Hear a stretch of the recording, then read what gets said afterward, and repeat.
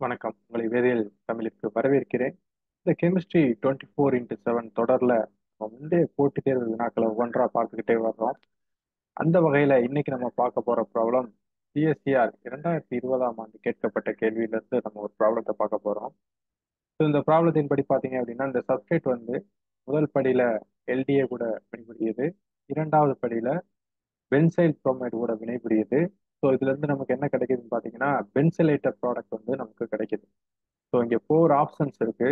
வாங்க எது சரியானதுன்னு நம்ம கண்டுபிடிக்கலாம். ஸோ முதல்ல வினையை பாருங்க. முதல் படியில என்ன நடந்திருக்குன்னு பார்த்தீங்கன்னா, எல்டிஏ கூட வினைபுரிகிறது. ஸோ எல்டிஏ பற்றி நம்ம சேனல்ல ஏற்கனவே நிறைய பேசியிருக்கோம். இது வரைக்கும் எல்டிஏ பற்றி பார்க்காதவங்களுக்கு நான் டிஸ்கிரிப்ஷன்ல லிங்க் கொடுக்குறேன், பாருங்க.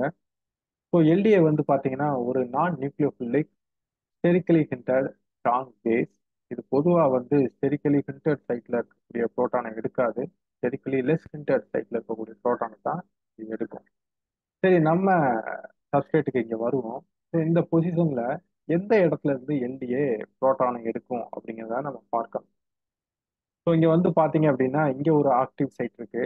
அதே வேளையில நம்ம சில எக்ஸாம்பிள்ஸ் நம்ம பார்த்துருப்போம் முன்ன.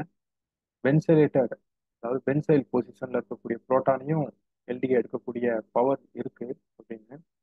பட் இங்க இந்த சப்ஸ்டேட்ல பார்த்தோம் அப்படின்னா, இந்த பொசிஷனுக்கு தான் அசிடிட்டி அதிகம். அதனால என்ன நடக்குது, எல்டிஏ பயன்படுத்துறப்ப இங்க இருக்கக்கூடிய புரோட்டானை அதிகரிக்குது.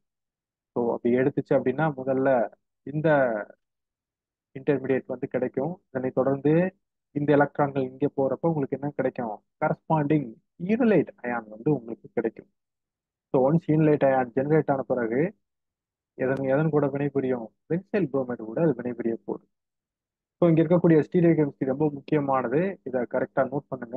ஸோ இதை நம்ம கன்வீனியன்ட்டுக்காக நம்ம ரீட்ரா பண்ணுவோம். எப்படின்னு பாருங்க. ஸோ இந்த அமைப்பு இருக்கு பாத்தீங்களா, அதாவது இந்த ஹெட்ரோசைக்கிளிக் அமைப்பு, அது வந்து பிளேன்ல இருக்கிற மாதிரி வரைஞ்சுக்குங்க. ஸோ இது வந்து பிளேன்ல இருக்கு. இப்போ அதை தொடர்ந்து இருக்கக்கூடிய கார்பன்ல வந்து பாத்தீங்கன்னா பினைல் இருக்கு, அது டாப் ஃபேஸ்ல இருக்கு. அதே வேளையில மெத்தில் வந்து பாத்தீங்கன்னா பாட்டம் ஃபேஸ்ல வந்து இருக்கு. ஸோ இங்க முக்கியமா நீங்க நோட் பண்ண வேண்டியது, இந்த கார்பன் நைட்ரஜன் பாண்ட் வந்து நமக்கு ரொட்டேட்டபிள். சரிங்களா? ஸோ இது ரெண்டும் ரொட்டேட்டபிள். இப்போ நீங்க இமேஜின் பண்ணி பாருங்க. ஸோ இந்த கார்பன் நைட்ரஜன் பாண்ட் ரொட்டேட்டபிளா இருக்கிறப்ப இங்க ஹைட்ரஜன் வந்து இங்க இருக்கக்கூடிய ஓ நெகட்டிவ்க்கு இந்த கன்ஃபர்மேஷன்ல வந்து பாத்தீங்கன்னா எக்லிப்ஸ் கன்ஃபர்மேஷன்ல இருக்கு. அதே வேளையில இரண்டு அதர் கன்ஃபர்மேஷனும் நமக்கு உருவாகலாம்.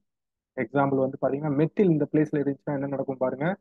மெத்திலும் ஓ நெகட்டிவ், அதாவது இந்த இன்லைட் அயானும் எக்லிப்ஸ் கன்ஃபர்மேஷன்ல இருக்கும். அதே வேளையில பிணையிலும் இருக்கிறதுக்கான வாய்ப்பு இருக்கு. பட் இந்த இடத்துல வந்து பாத்தீங்க அப்படின்னா எது மோஸ்ட் ப்ரிஃபரபிள் அப்படின்னு பாத்தீங்கன்னா, ஹைட்ரஜனும் இந்த ஓ நெகட்டிவ் சார்ஜும் எக்லிப்ஸ்டு கன்ஃபர்மேஷன்ல இருக்கிறது தான் மோஸ்ட் ப்ரிஃபரபிள். ஏன் அதர் ரெண்டு இருக்கக்கூடாதா அப்படின்னா, எக்ஸாம்பிள் பினைல் ஆர் மெத்தில் இருந்துச்சுன்னா வந்து ஸ்டெரிக்கலி க்ரௌடடா இருக்கும். ஸோ இந்த இதுதான் ஃபர்ஸ்ட் நம்ம பார்க்க வேண்டியது இதுல. சரிங்களா?